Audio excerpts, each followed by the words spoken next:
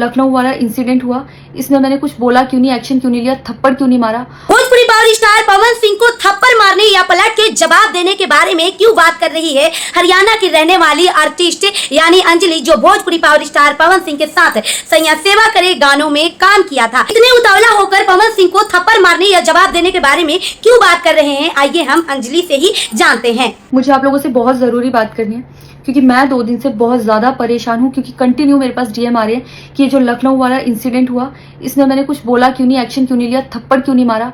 और कुछ लोग मुझे ही गलत समझ रहे हैं, कुछ मीम्स पे लिख रहे हैं कि ये तो हंस रही थी, मजे ले रही थी। कि पब्लिक में कोई मुझे ऐसे टच करके जाएगा, उसमें मुझे खुशी होगी, मुझे मजे आएंगे।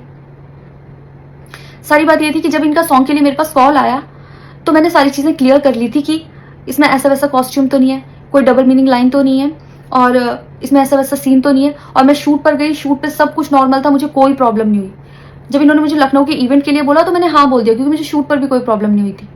और जब मैं लखनऊ में गई, मैं स्टेज पर थी, मैं पब्लिक से बात करी थी, पवन सिंह जी ने मुझे बोला कि इधर कुछ लगा हुआ है। उससे थोड़ी देर पहले ही मेरी ड्रेस वो न्यू थी, साड़ी में नीचे टैग लगा रह गया था, तो मेरे दिमाग में आया कि शायद ब्लाउज का भी टैग लटक रहा होगा। मैं हंसकर उस चीज को दबा रही थी कि अगर मेरा टैग लगा भी है तो वो चीज जिस टाइम मैं पब्लिक से माइक में बात कर रही हूँ उस टाइम ना बोल के साइड में भी बोली जा सकती है, इसलिए मैं उस चीज को उस टाइम पे दबा रही थी। मैंने हंस के टाला, अवॉइड किया और फिर दोबारा बात करने लगी। वो बोले नहीं कुछ लगा है, नहीं कुछ लगा है, तो मैंने कहा नहीं लगा। वो बोले लगा हुआ है, तो मुझे लगा कि शायद लगा ही ये तो मेरे को लग रहा था कि कुछ लगा है, इसलिए ये बोल रहे हैं। और पर फिर भी मैंने हंस के वहां पे टाला, पब्लिक से अपनी बात कंप्लीट की। कंप्लीट करने के बाद जब मैं अपने टीम मेंबर से मैंने पूछा साइड में जाके कि कुछ लगा है, क्या लगा है, उन्होंने बोला कुछ भी नहीं लगा था। जब मैंने देखा मेरे सच में कुछ नहीं लगा था, तब मुझे बहुत ज्यादा बुरा लगा, गुस्सा आया और रोना भी आया। लेकिन मुझे ये नहीं समझ आया कि मैं अब क्या करूं यहाँ पर, क्योंकि जहां मैं गई थी लखनऊ में, पवन सिंह जी खुद भी वहीं के रहने वाले हैं, उसी जगह पर इवेंट था। जितना वो क्राउड था वो सारा उनका फैन बेस था।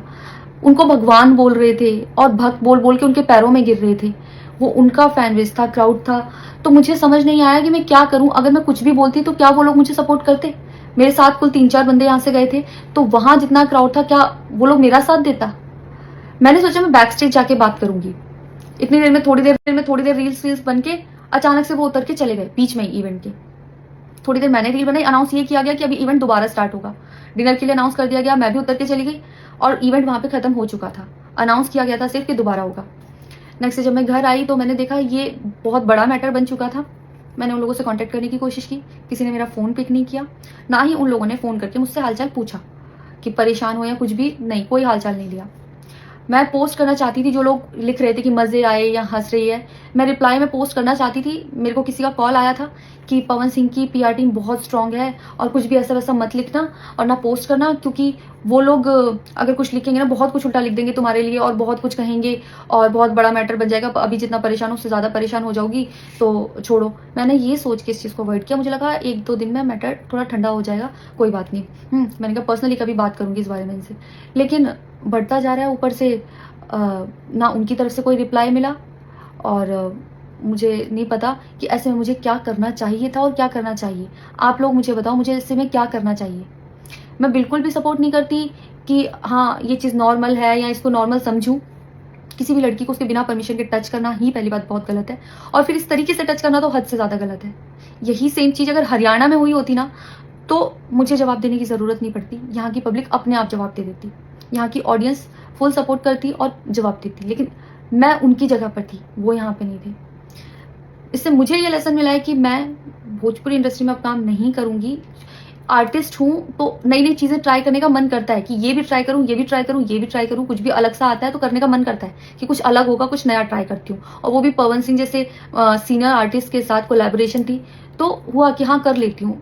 होता है, अगर वो भी नहीं होते तब भी अगर कोई मेरे पास मराठी का भी प्रोजेक्ट आता तो मैं सोचती कि हाँ कुछ चेंज होगा, कुछ नया सीखने को मिलेगा, ट्राई करती हूँ।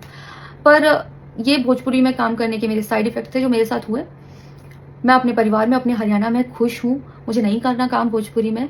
पर आप लोग मुझे ज़रूर बताना कि इस सिचुएशन में अगर आप होते और आप वहाँ पर होते तो आप उस टाइम पर क्या करते और मेरी गलती कहाँ है। जय श्री राम। जी हाँ दोस्तों, तो जैसे कि आप लोगों ने अंजलि की पूरी बात सुनी, अंजलि लखनऊ वाले इंसिडेंट के बारे में बात कर रही है कि पब्लिक में पवन सिंह ने मुझे ऐसे टच किया और गलत तरीकों से मुझे छुआ। लोग वहाँ पे तालियां बजा रहे थे, पवन सिंह को भगवान बोल रहे थे और भक्त बोलकर पवन सिंह के पैर में गिर रहे थे। वहाँ पे जितनी भी क्राउड देखी जा रही थी वो सारे पवन सिंह के क्राउड थे। अगर वहाँ पे मैं बोलती तो कोई भी वहाँ पे मेरा सपोर्ट नहीं करता। वहाँ पे मुझे कुछ समझ नहीं आया और जैसे ही मुझे मैं चाहे पवन सिंह से बात करने की मौका ही नहीं मिला कि मैं पवन सिंह से दोबारा बात करूं।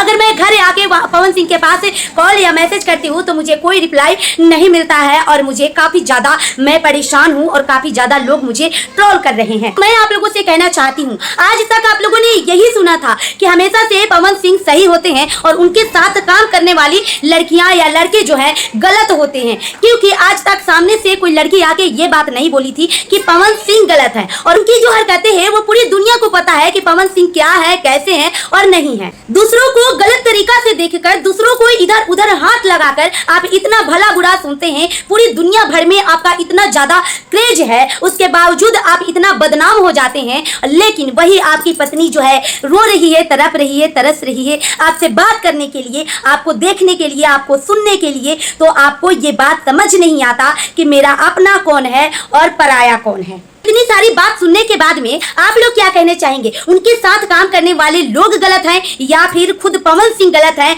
कमेंट करके जरूर बताएं। वीडियो को ज्यादा से ज्यादा शेयर करें। मिलता है नेक्स्ट वीडियो में, तब तक के लिए बाय बाय।